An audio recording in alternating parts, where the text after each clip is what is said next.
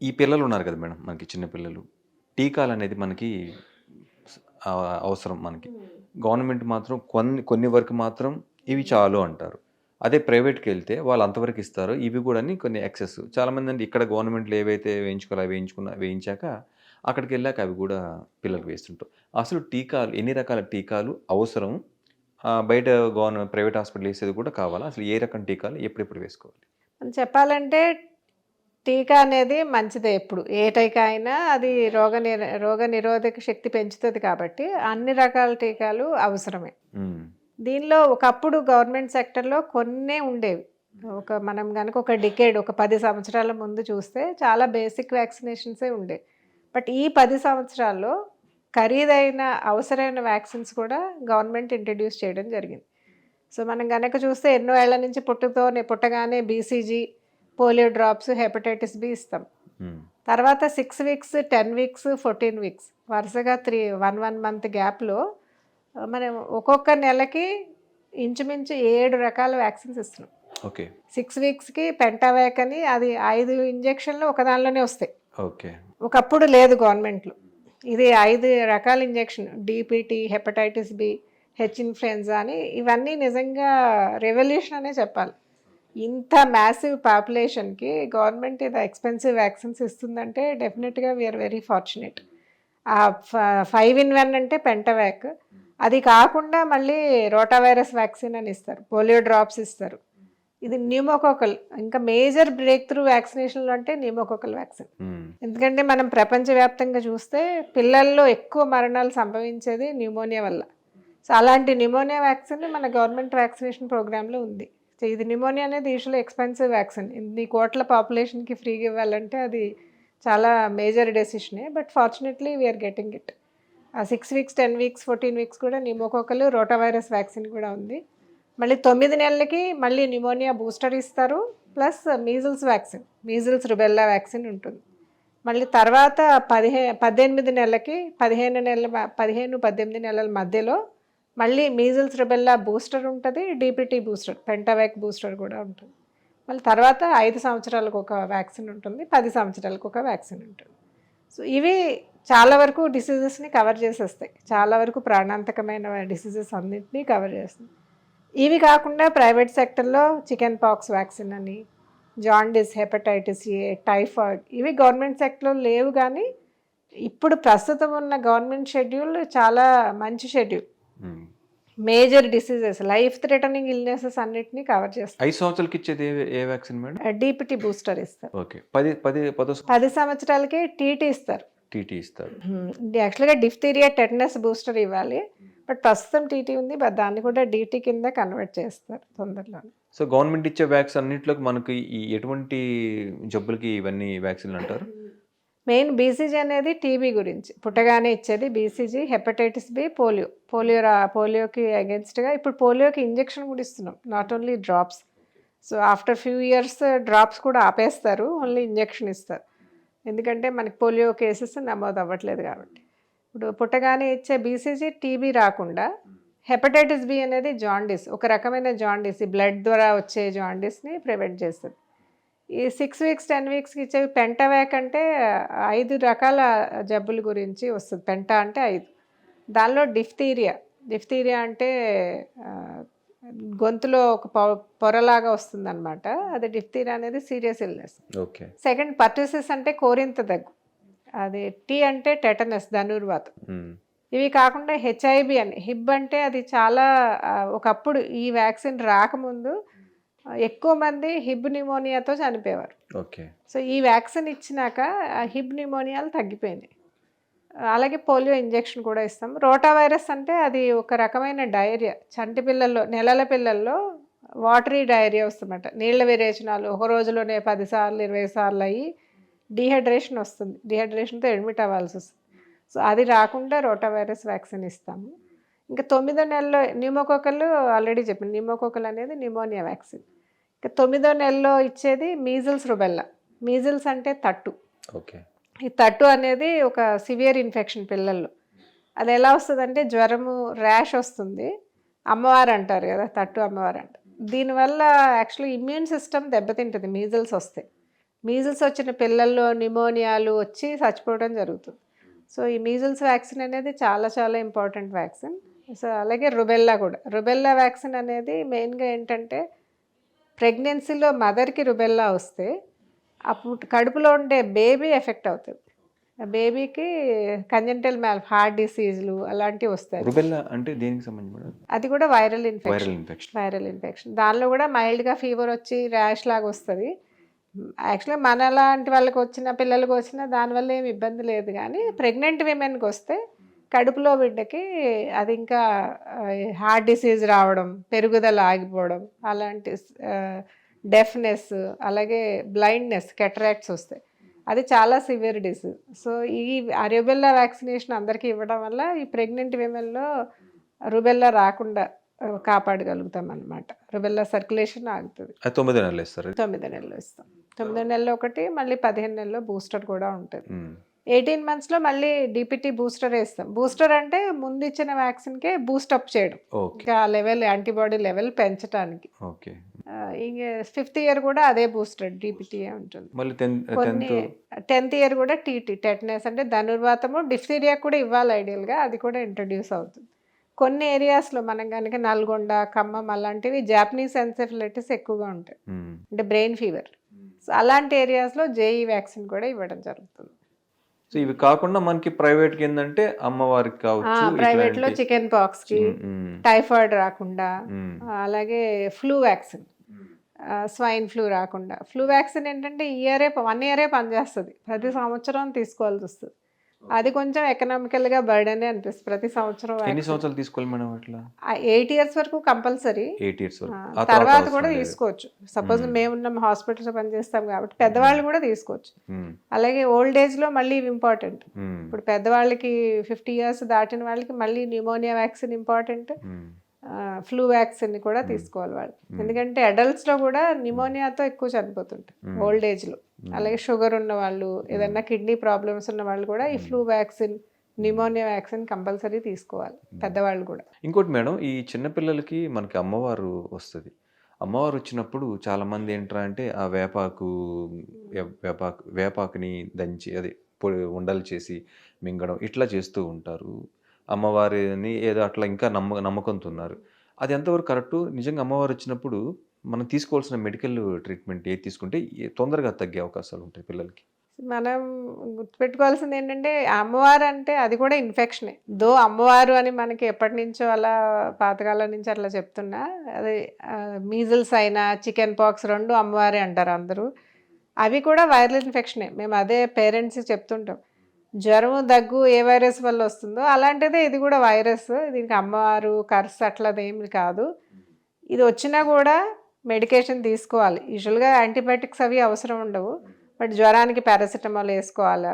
అలాగే chicken pox అనేది మరీ చిన్నపిల్లలకి వస్తే యాంటీవైరల్ మెడికేషన్ ఉంది. సో యాంటీవైరల్ మెడికేషన్స్ మామూలుగా ఇంగ్లీష్ మందులు కూడా వాడచ్చు, రెగ్యులర్గా స్నానం చేయొచ్చు, అన్నీ తినిపించవచ్చు. యూజువల్గా ఏంటంటే పథ్యాలు చేపిస్తారు, ఏం పెట్టరు. సో ఇలా వచ్చినా కూడా బలమైన ఆహారం ముందు ఎలా పెడుతున్నారో అన్నీ తినిపించాలి, ఎక్కువ లిక్విడ్స్ తాగిపించాలని చెప్తాం. సో దీనికి ఏమీ రెస్ట్రిక్షన్స్ లేవు.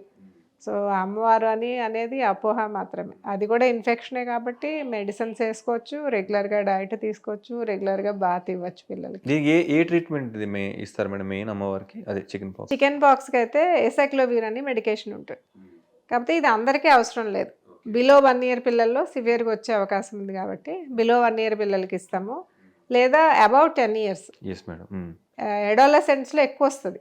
ఇది మనం లైఫ్ టైంలో మనం ప్రతి ఒక్కరికి, నేను ఇప్పుడైతే గమనించింది ఏంటంటే లైఫ్ టైంలో ఒక్కసారే వస్తుంది ఎవరికైనా. అది చిన్నప్పుడు కానివ్వండి, లేదా మీరు అన్నట్టు 10 years తర్వాత కానీ. ఎందుకు మేడం అలా ఒక్కసారి మాత్రమే ఇది వస్తుంది? ఈ ఏదైనా ప్రత్యేకమైన కారణం ఏదైనా ఉందా? అంటే కొన్ని ఇన్ఫెక్షన్స్ ఏంటంటే ఒకసారి మన బాడీని ఎఫెక్ట్ చేస్తే మన ఇమ్యూన్ సిస్టమ్ ఫైట్ చేస్తుంది కదా ఆ ఇన్ఫెక్షన్కి, ఆ మెమరీ అనేది లైఫ్ లాంగ్ ఉండిపోతుంది. సో ఇంకొకసారి మనం ఆ వైరస్కి ఎక్స్పోజ్ అయినా కూడా మళ్ళీ రాకుండా ప్రివెంట్ చేస్తుంది. అలా చికెన్ పాక్స్ అనేది ఒకసారి వస్తే మళ్ళీ రాదు. ఎందుకంటే మన బాడీ ఇంకొకసారి మనం చికెన్ పాక్స్ ఉన్న వాళ్ళకి ఎక్స్పోజ్ అయినా కూడా మన బాడీలో దాన్ని ఫైట్ చేసే యాంటీబాడీస్ రెడీ ఉంటాయి. సో మనకి ఇన్ఫెక్షన్ రాకుండా ప్రివెంట్ చేస్తుంది. ఓకే.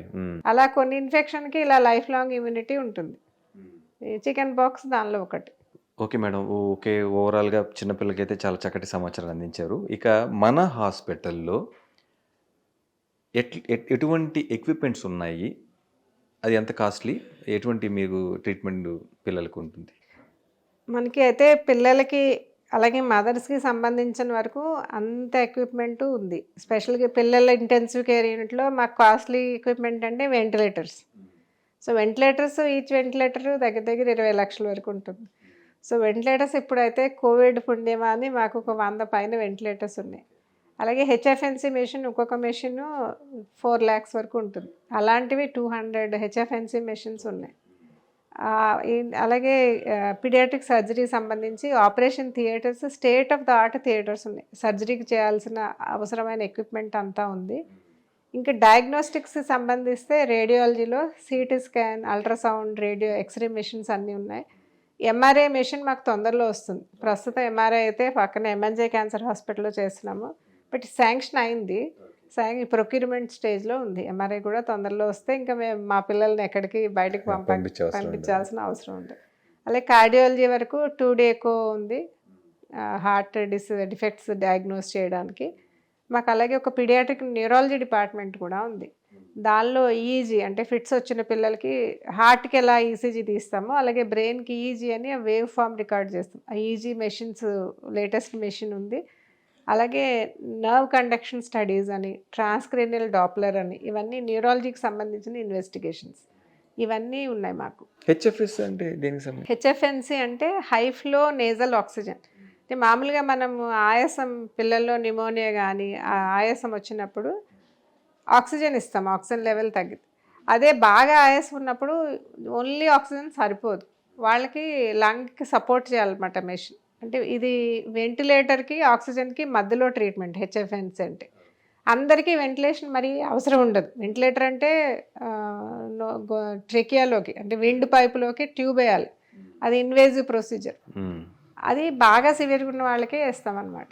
ఈ కొంతమందికి ఏంటంటే ఆక్సిజన్ సరిపోదు, అలా అని వెంటిలేషన్ కూడా అవసరం ఉండదు. ఆ మిడిల్ లెవెల్లో ఉంటారు. వాళ్ళకి హెచ్ఎఫ్ఎన్సీ అంటే ఓన్లీ ముక్కులోకే క్యాన్యులా పెట్టి ఆక్సిజన్ హై ఫ్లోలో ఇస్తాం, ఎక్కువ ఫ్లో. హెచ్ఎఫ్ అంటే హై ఫ్లో ఆక్సిజన్, మామూలు ఆక్సిజన్ లో ఫ్లో 2-3 లీటర్స్ ఇస్తాం నేజల్ ప్రాంగ్స్లో. ఇదైతే 10 లీటర్స్ 20 లీటర్స్ కూడా వెయిట్ని బట్టి ఇస్తాం అనమాట. అలా హై ఫ్లో ఇవ్వడం వల్ల ఇంప్రూవ్మెంట్ ఫాస్ట్గా ఉంటుంది, తొందరగా రికవర్ అవుతారు.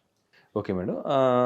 ఇలా అంతేకాకుండా అంటే జనరల్‌గా మనకి హైదరాబాద్‌లో ఒక రకమైన వాతావరణం ఉంటుంది. కంపేర్ టు అదర్ సిటీస్ కానీ, వేరే ప్రాంతాలు చూసుకుంటే ఇక్కడ వాతావరణం ఒక రకమైన వాతావరణం ఉంటుంది. స్పెషల్‌గా కొన్ని సీజన్స్‌లో ఎక్కువగా చిన్నపిల్లలు ఎఫెక్ట్ అవుతుంటారు. ఏంటి సీజనల్‌గా వచ్చే వ్యాధులకి. లైక్ జలుబు కావచ్చు, దగ్గు కావచ్చు, ఫీవర్స్ కావచ్చు, టైఫాయిడ్ అని, మలేరియా అని. సో, ఇవి రాకుండా జనరల్‌గా చిన్నపిల్లలు తీసుకోవాల్సిన జాగ్రత్తలు ఏమంటారు? మనం కనుక ఈ సిటీ క్లైమేట్ హైదరాబాద్ చూస్తే, ఒకటి మన క్రౌడింగ్, ఓవర్ క్రౌడింగ్ ఒకటి. సెకండ్ పొల్యూషన్, అర్బన్ కాబట్టి ఎక్కువ క్రౌడ్ వల్ల పొల్యూషన్. థర్డ్ ఎక్కువ చలి ఉంటుంది. ఓకే. సో ఈ 3 రీజన్స్ మాకు సీజనల్గా ఎపిడమిక్స్ వస్తుంటాయి. మనం కనుక చూస్తే జూలై నుంచి మాకు న్యూమోనియా సీజన్ స్టార్ట్ అవుతుంది. జూలై, ఆగస్ట్, సెప్టెంబర్లో వైరల్ స్ప్రెడ్ ఎక్కువ ఉంటుంది. అలాగే వింటర్లో కూడా వైరల్ స్ప్రెడ్ ఎక్కువ ఉంటుంది. ఇలా చల్లగా ఉన్నప్పుడు ఈ రెస్పిరేటరీ డిసీజెస్, శ్వాసకోశానికి సంబంధించిన వ్యాధులు ఎక్కువగా ఉంటాయి. ఎక్కువ కామన్గా ఓపీల్లో వచ్చేది అప్పర్ రెస్పిరేటరీ ఇన్ఫెక్షన్, అలాగే ఫ్లూ లాంటి డిసీజెస్, హై గ్రేడ్ ఫీవర్ రావడం, జలుబు, దగ్గు. అదే ఆయాసంలా బ్రీదింగ్ రేట్ ఎక్కువయ్యి ఛాతీ ఎగరేస్తే దాన్నే న్యూమోనియా అంటాము. సో న్యూమోనియా కేసులు మాకు ఆగస్ట్, సెప్టెంబర్లో చాలా వస్తాయి. ఈ ఇయర్ సెప్టెంబర్లో అయితే at one point of time మా న్యూమోనియా వార్డులో 350 కేసెస్ ఒక రోజులో ట్రీట్ చేయడం జరిగింది. ఎనీ డే ఆ మంత్లో చూస్తే 300-350 కేసెస్ ఉన్నాయి. ఇప్పుడు కనుక చూస్తే డిసెంబర్లో కొంచెం తగ్గుతాయి. ఇప్పుడు 100-120 అట్లా ఉన్నాయి. ఇలా సీజనాలిటీ ఉంటుంది పీడియాట్రిక్కి. ఇంకోటి ఏంటంటే వర్షాకాలం అయిన వెంటనే డెంగ్యూ సీజన్ వస్తుంది.